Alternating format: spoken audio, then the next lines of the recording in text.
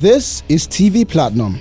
Here are the top 5 stories making the headlines. On number 1, a joint security task force comprising the Federal Capital Territory Police Command, the Nigerian Army Guards Brigade, the Nigerian Security and Civil Defense Corps (NSCDC), the National Drug Law Enforcement Agency (NDLEA), and other agencies have arrested 31 suspected vandals across Abuja.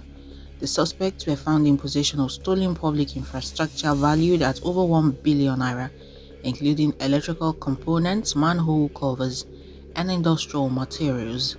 While parading the suspects on Friday, FCT Commissioner of Police CP Tunji Disu stated that several of those arrested had stolen critical public infrastructure, leading to severe disruptions in multiple communities. He disclosed that the Abuja Electricity Distribution Company (AEDC) confirmed that many of the recovered cables and electrical components had been vandalized from electricity stations across the FCT.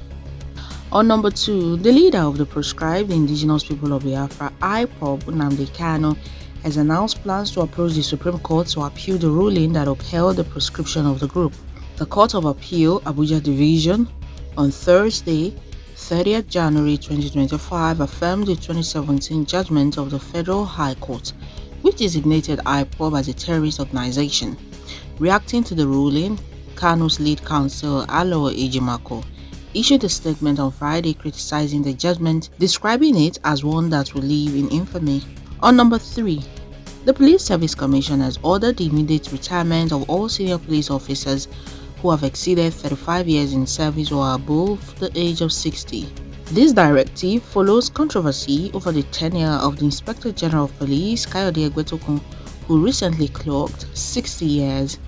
While the police and the Attorney General of the Federation have insisted that Egbetokun's continued stay in office is lawful, the PSE has taken a firm stance directing that all officers who have exceeded the stipulated service years must vacate their position immediately.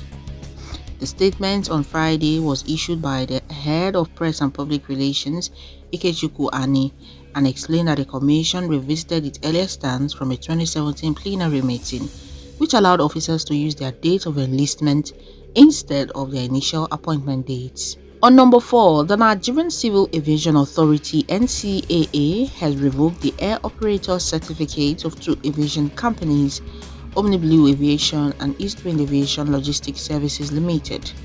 The decision, announced on NCAA's official X, formerly Twitter account on Friday, was made in response to violations related to falsification, reproduction, and alteration of official records. According to the NCAA, both airlines were found to have violated the regulations, which prohibited falsification of application, licenses, certificates, logbooks, reports, or records. The revocation is expected to impact the operation of both companies, with further regulatory actions likely to follow.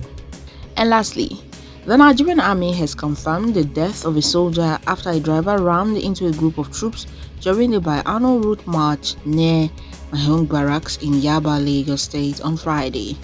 In a statement, the Acting Deputy Director of Army Public Relations 81 Division, Lieutenant Colonel Olabisi Ayeni, revealed that the accident claimed the life of one soldier, while several others sustained various degrees of injuries. He further disclosed that the 81 Division Military Police and other security agencies have launched an investigation into the circumstances surrounding the incident. The Army assured the public that all necessary measures will be taken to ensure accountability and prevent a recurrence of such an incident in the future. Those are the top stories. Do subscribe and follow us across all our platforms to get more of this update.